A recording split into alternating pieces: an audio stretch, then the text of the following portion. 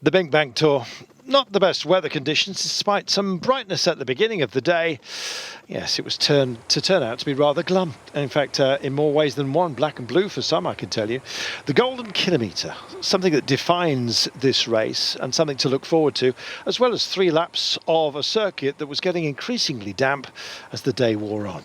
Some real pinch points out there as well, and 2 riders in the break, Ludovic Robit and Timo Willems. They were soon, however, to be wound in by a peloton that were determined to have some of the spoils on the day.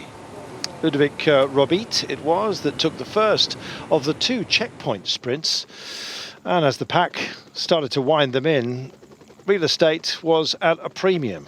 Road space there was none, and plenty of riders took themselves more than a bump and a bruise. It was to get a little bit worse than that later on.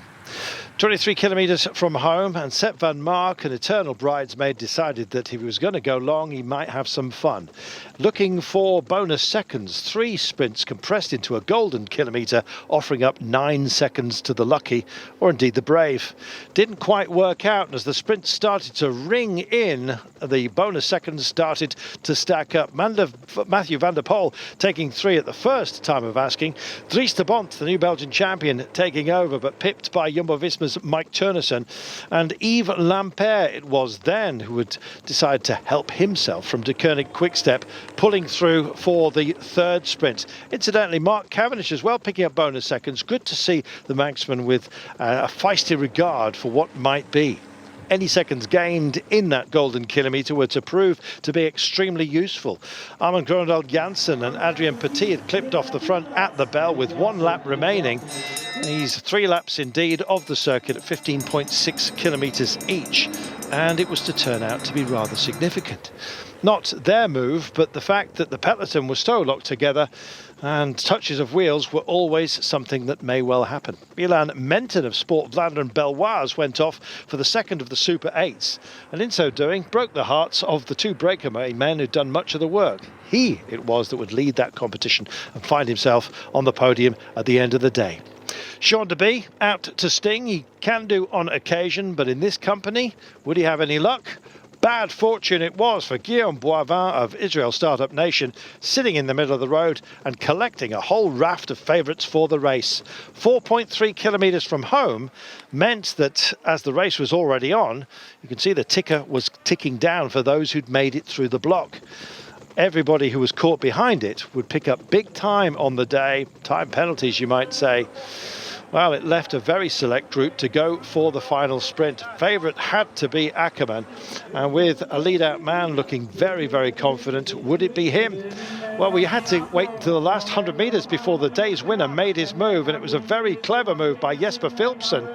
Well, they were still sorting themselves out.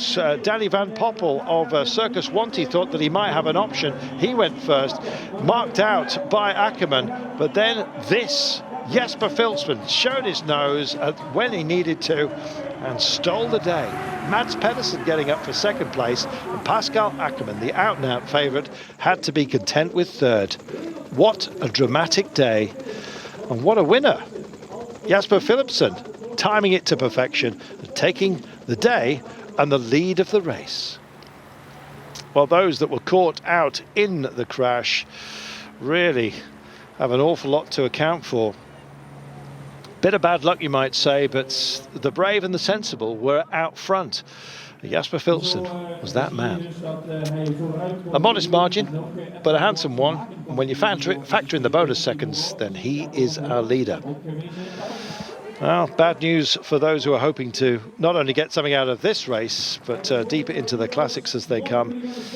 And Ollie Nason, perhaps the biggest casualty on the day. Jesper Philipsen leads the BinckBank Tour with the time trial to come tomorrow.